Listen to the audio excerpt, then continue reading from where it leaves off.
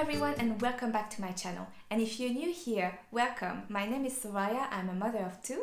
My daughter Emma is 3 years old and my son is 1 year old. And here on this channel I share about my journey through motherhood, my recipes that I like, anything I want really.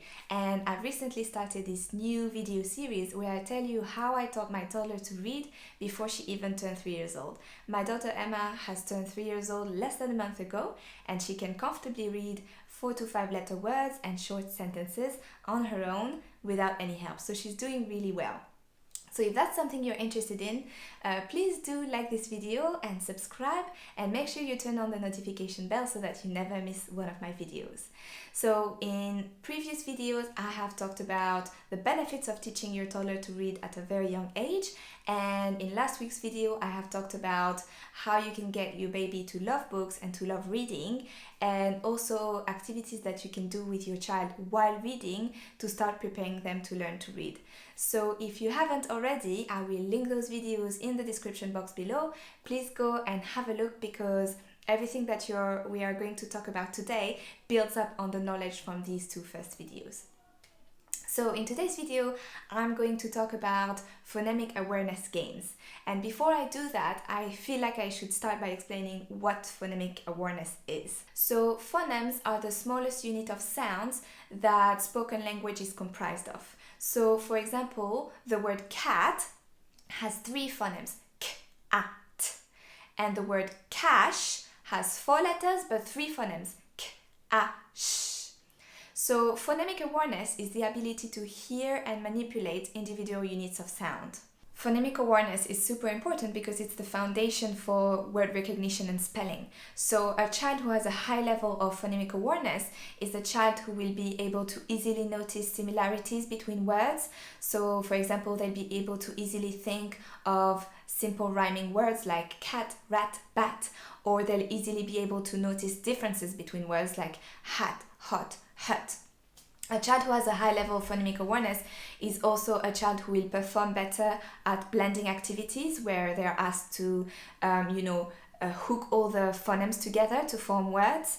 And also they'll be able to easily know how many syllables are in a word. In fact, studies have shown that the level of phonemic awareness is the best indicator of how well a child will perform during the first 2 years of school instructions. So there are many benefits to starting to work on your child's phonemic awareness from a very young age, and that will help them tremendously later on. Even if you're not planning on teaching your toddler to read at a young age, you could still play these games with them because these are fun to do. They're like just fun little activities that you can do with your toddler. It's not formal learning, and you can easily, as you will see, you can easily include them in your day-to-day activities, and they will benefit from it so much when they do start learning to read at school with the teacher.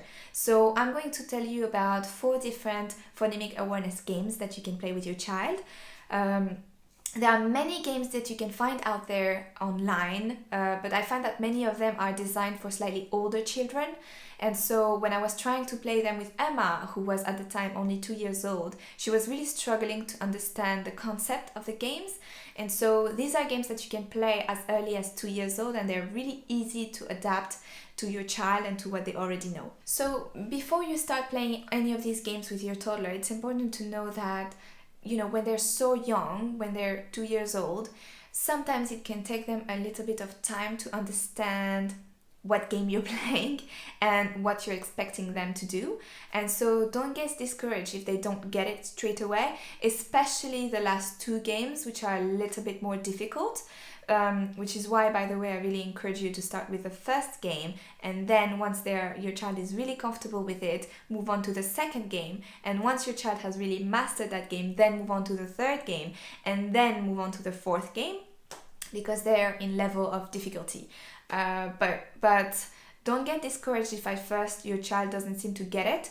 Keep playing the game, keep demonstrating, because remember that a toddler learns just as much from watching you and listening to you and seeing you demonstrate the activity or the game as they do by doing it themselves. So just keep doing it with them and you will see that they'll suddenly get it and they will benefit from it so much. So don't lose faith.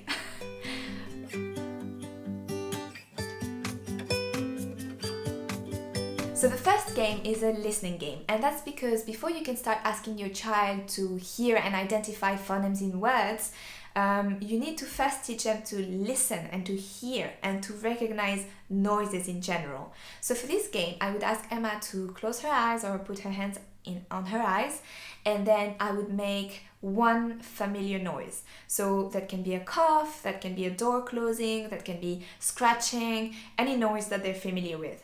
And then I would ask her to open her eyes and identify what noise it is that she has just heard. And once she becomes really good at it, I could start making series of noises. So I would make 2 noises, and then I would make 3 noises, and when she opens her eyes, ask her to identify each one of the noise she'd heard. And once she became really good at it, and that, that takes a little while, don't expect to get to all the levels of the game on the first day, unless your child is a little bit older or your child is a genius, which they might be. But yeah, so take your time with it. Once they become really good, then you can move on to the next level of difficulty. Tell me what the sounds were. Xylophone. Xylophone, yes, that was the first sound. What about the second sound? Don't look. Shaky, shaky. Yes, that's right. Shaky, shaky. What about the third sound? Harmonica. Harmonica. Well done, Emma. So once Emma became really good at identifying 3 or 4 noises in a row, then I would do a series of noises, ask her to identify all of them, and then ask her to close her eyes again and do the same series of noises, except that I would omit one of them. And when she opens her eyes again, I ask her to identify which one it is that I have omitted the second time. That's a really good game to teach your child to listen and also to remember, because when your child starts reading, one of the difficulties is that they're so focused on recognizing each letter that by the time they get to the last letter, they have already forgotten what were the first letters that they've read. So they will read bat, they will read b, a, t.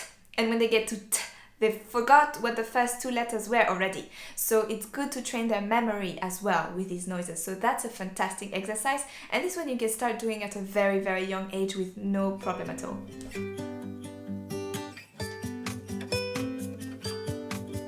The second game is an oral smooth blending activity. And if you don't know what smooth blending is, I go into detail about the differences between smooth blending and choppy blending and what you need to pay attention to and which letter sounds you can or cannot stretch in my previous video. So I will link that video somewhere in the screen and you can go and have a look at it. But so for this game, you're going to use smooth blending. So what I do was I would say a word very slowly, so using the smooth blending method, and then I will ask Emma to repeat that word very slowly and then say it at a regular speed. So for example, with the word fan, I will say fan. Can you repeat this word very slowly now, Emma? And she will say fan. And then I say, very good. Can you say it at a regular speed now? And she will say fan. Again, your child won't get it straight away, but actually they get it fairly quickly. I was surprised by how quickly Emma got it and became really good at it. And that's, this is so quick. You can do it, during mealtime. You can do it anytime during the day. What's good about these games is that you don't need any equipment. You don't need to set up anything. You can just play it in the car. You can play it while you're walking, while you're cooking, while you're doing anything with your child. You can just start playing this game randomly. And so I would start with only very easy 2-letter words like am, me, if, as. And then once they get really comfortable, you can move on to 3-letter words like bat, cat, rat, sun, his. And once they're very comfortable with 3-letter words, you can move to 4 letters like stop or spot. And I will put a list of words that you can use in the description box below. Can you say sun? Bless you.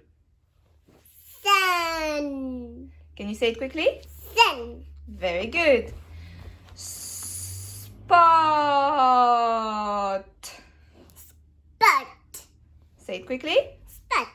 Very good, Emma. The next two games I'm going to talk about are slightly more difficult, and so it's important that before you introduce those games, you have played the two previous games before, and also you've done the sounding out word activity that I spoke about in my previous video about reading.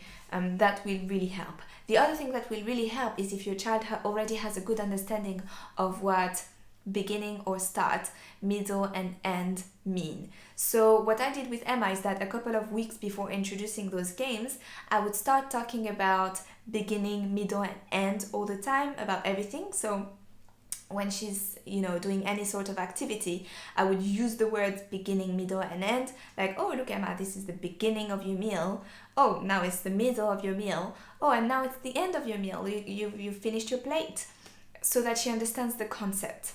And you can just start using those words during the day all the time with everything, just so that they get the idea of what it is, a beginning, a middle and an end.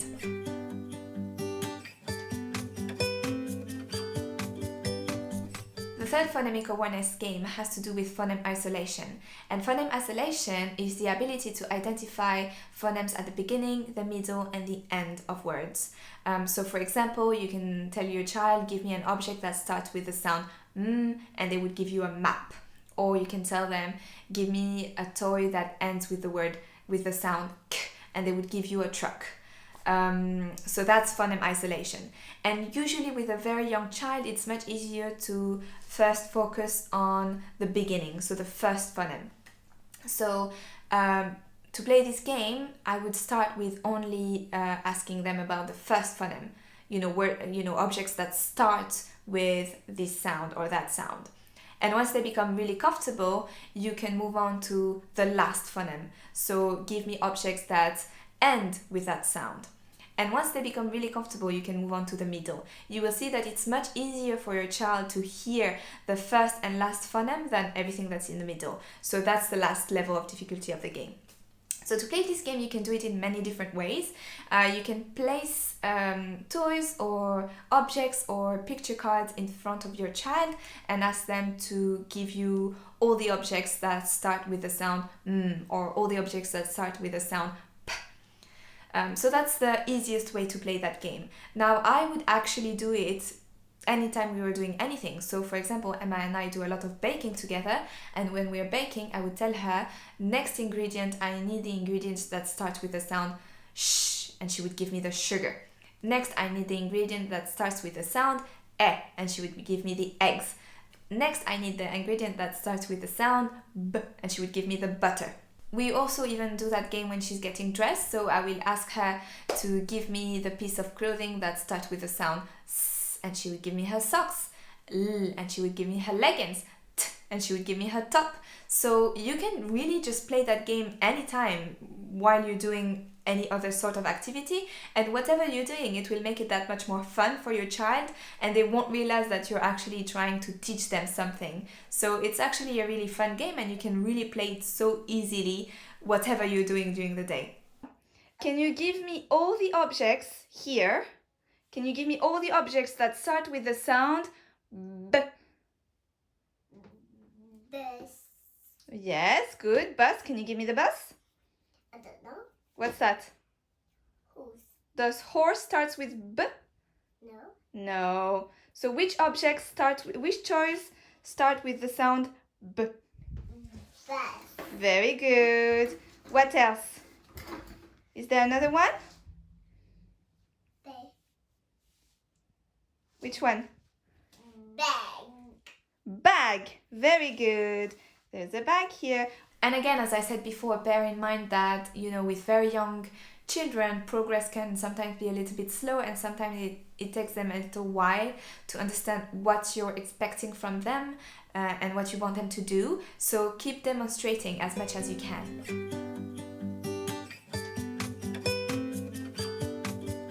The fourth and last game has to do with phoneme segmentation. And phoneme segmentation is the ability to separate each phonemes in a word and identify each one of them.